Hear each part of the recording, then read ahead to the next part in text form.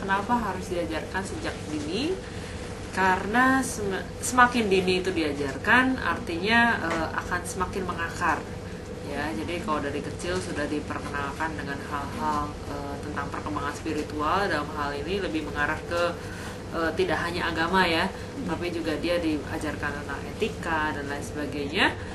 Itu akan lebih tertanam dibandingkan ketika dia sudah besar, karena kalau masih kecil itu istilahnya dia belum punya banyak pengaruh ya, tapi kalau sudah besar nanti udah ada pengaruh teman-temannya, lingkungan, banyaklah orang yang dia berinteraksi, sehingga kalau semakin kecil, semakin muda diajarkan itu akan lebih baik.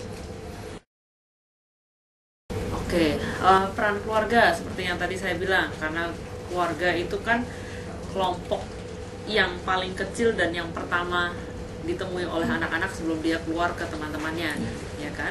Sehingga keluarga itu punya peranan penting untuk ya meletakkan dasar-dasar itu pertama dari keluarganya dulu sebelum dia keluar ke orang-orang di sekitarnya.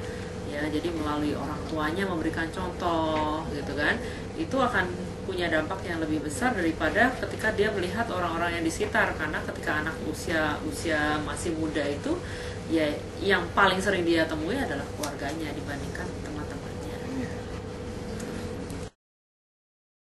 Ya, terutama ini ya, jadi orang tua mau sesibuk seperti apa, dia tetap harus punya prioritasnya ke keluarganya ya. Jadi artinya kalau dia memprioritaskan, dia akan menyediakan waktu lebih gitu ya, atau dia akan memang sengaja ada waktu yang disiapkan untuk keluarganya.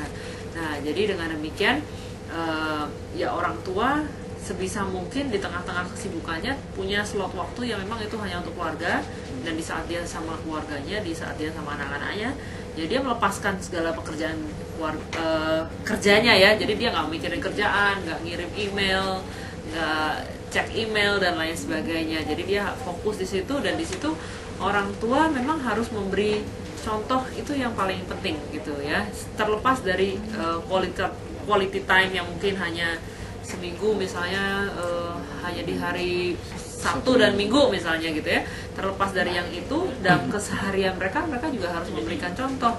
Jadi nggak cukup misalnya seminggu sekali kita pergi ke tempat ibadah gitu ya, tapi dalam keseharian orang tuanya ribut terus gitu ya, tidak pernah memakai kata-kata yang baik. Itu seorang anak juga akhirnya melihatnya, kok orang tua saya cuma Sabtu Minggu aja sih baiknya, tapi hari biasa mereka biasanya ribut ya, itu nggak bagus. Jadi alangkah baiknya kalau memang contoh itu memang diberikan secara konsisten setiap hari, selalu ada, dibiasakan. Misalnya kalau mau sebelum makan kita berdoa dulu ya, atau sebelum kita memulai hari kita melakukan doa pagi dan lain sebagainya, atau misalnya kalau memang harus sholat ya sholat tepat waktu dan lain sebagainya, itu harus diberikan contoh oleh orang tuanya.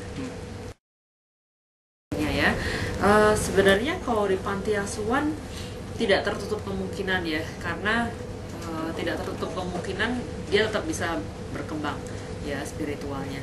Ketika di panti asuhan mungkin agak berbeda dengan ketika dia di rumah ya, karena misalnya di rumah anaknya 2 gitu ya, jadi orang tua itu membagi perhatian antara 2 anak ini, dan termasuk juga untuk mengajarkan hal-hal yang terkait dengan spiritual.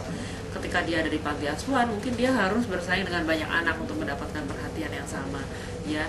Itu mungkin intensitasnya jadi berbeda ya, tapi meskipun demikian tidak tertutup kemungkinan, walaupun misalnya dia tinggal di panti asuhan sudah menyiapkan programnya kan, misalnya ada programnya, memang mereka ada hari-harinya mereka harus ibadah, ada jam-jamnya seperti itu. Jadi tetap bisa dilakukan ya, tetap bisa.